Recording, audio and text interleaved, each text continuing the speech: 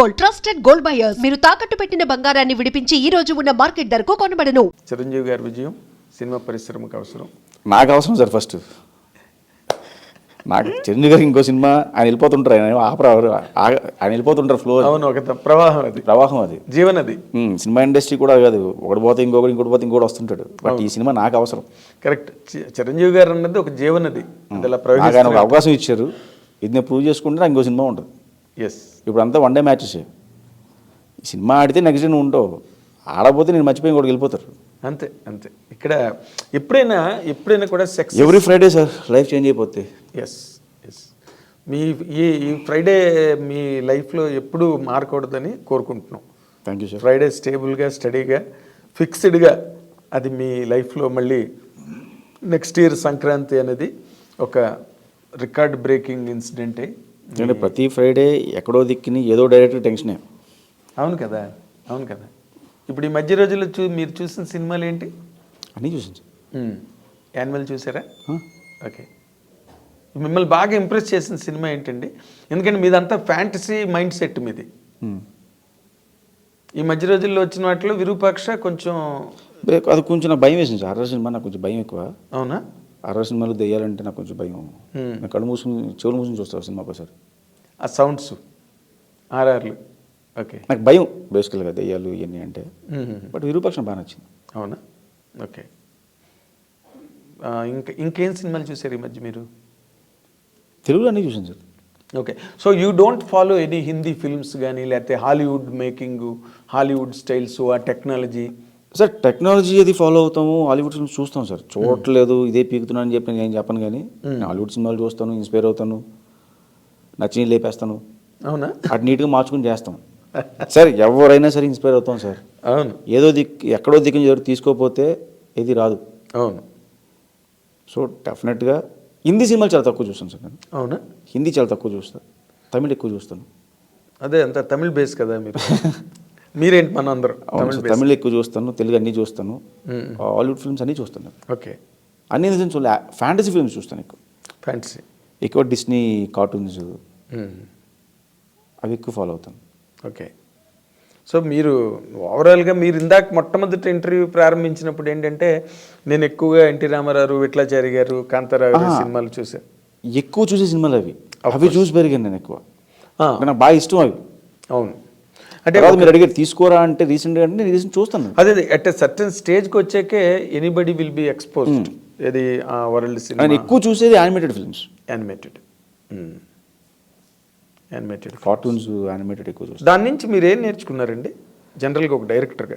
Sir animation సినిమాల్లో ఏమవుతుందంటే imagination చాలా బ్రాడ్గా ఉంటుంది.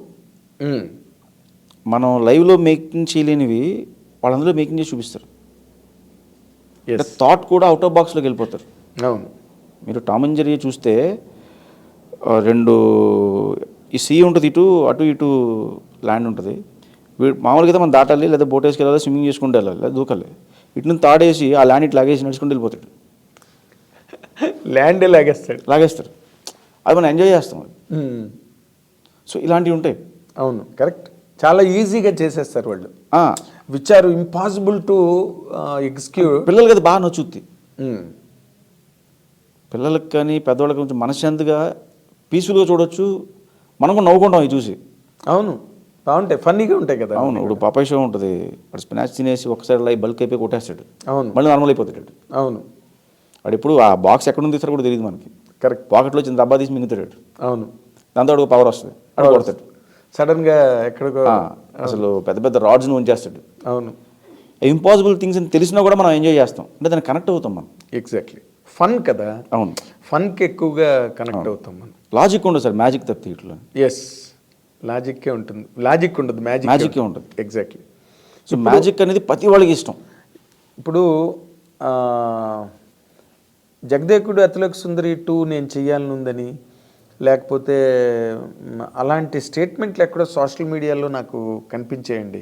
లేదు సార్, నేను ఎక్కడ ఎప్పుడు దాన్ని 2 చేయాలని కానీ ఎప్పుడు స్టేట్మెంట్ ఇవ్వలేదు. రామ్ చరణ్ గారితో బాహుబలి లాంటి సినిమా చేయాలి. అసలు నన్ను ర్యాపిడ్గా అడిగిన క్వశ్చన్స్లో చిరంజీవి గారితో అవకాశం వస్తే ఎలాంటి సినిమా చేస్తారు అంటే, ఆ టైంలో నేను చెప్పింది ఏంటంటే జగదేకుడు అతిలోక సుందరి లాంటి సినిమా చేస్తానండి, ఫ్యాంటసీ సినిమా. పిల్లలందరికీ నచ్చేయాలంటే ఒక సినిమా చేస్తానని చెప్పాను. ఓకే దానికి వేరే రకంగా తమ్నైల్స్ పెట్టి రాశారు. ఓకే.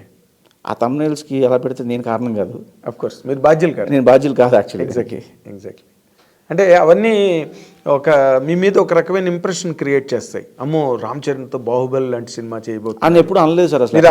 మీరు అనలేదు. బట్ అలాంటి తమ్నైల్స్ చూసినప్పుడు ఒక రకమైన ఇమాజినేషన్, ఒక రకమైన ఇంప్రెషన్ క్రియేట్ అవుతుంది ఎవరికైనా. అవును.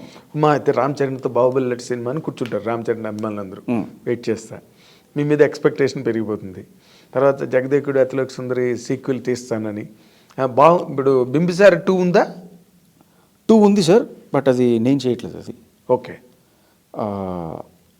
అదే వాళ్ళు అనౌన్స్ చేస్తారు, వేరే డైరెక్టర్తో చేస్తున్నారు. ఓకే. మీరు చేయకపోవడం కారణం అండి? అంటే మొన్న కళ్యాణ్ గారు కూడా చెప్పారు సార్, మొన్న ఒక ఇంటర్వ్యూలోని చాలా క్లియర్గా చెప్పారు. మీ ముఖత నేను వినాలని. అంటే నేను అనుకున్న ఐడియాలజీ ఒకలాగా వెళ్తుంది, కథే సార్ మెయిన్ కంటెంట్. నేను ఒకలా చూస్తున్నా, వాళ్ళు ఒకలా చూస్తున్నారు. సో అంతకుమించి పెద్ద ఇష్యూస్ ఏం లేదు.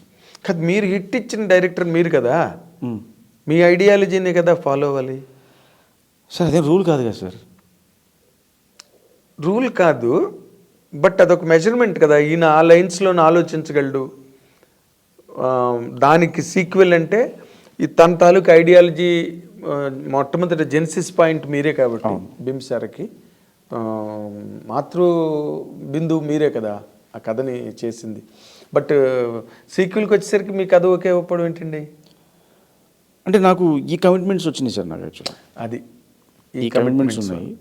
సో దానివల్ల నేను ప్లస్ ఆయన కూడా సినిమాలు రన్నింగ్లో ఉన్నాయి. ఇంకా నేను బయటకు వచ్చే టైంకి ఎమ్మగోజ్ జరుగుతుంది, డెవిల్ జరుగుతుంది, ఇంకో ప్రాజెక్ట్ ఓకే అయింది. సో అక్కడ టైం పడుతుంది. సో ఆ టైంలో నేను ఈ ప్రాజెక్ట్కి వచ్చాను, చెప్పి వచ్చాను. నేను కళ్యాణ్ గారితో మాట్లాడాను, హరిగారికి కూడా చెప్పి సార్ నాకు ఈ ప్రాజెక్ట్ వచ్చింది చేసుకుంటున్నాను సార్ అని చెప్తే ఓకే అన్న. ఎవరు వద్దంటారు చిరంజీవి గారితో ప్రాజెక్ట్ అంటే? సగం మధ్య నుంచి కూడా వెళ్ళిపోవచ్చు. అది తప్పు సార్. అంటే అలా అంత ఎక్సైట్మెంట్ ఉంటుంది అంటున్నా. వెళ్ళలేరు, ఫిజికల్గా వెళ్ళలేరు, మారల్గా వెళ్ళలేరు, అదంతా ఓకే.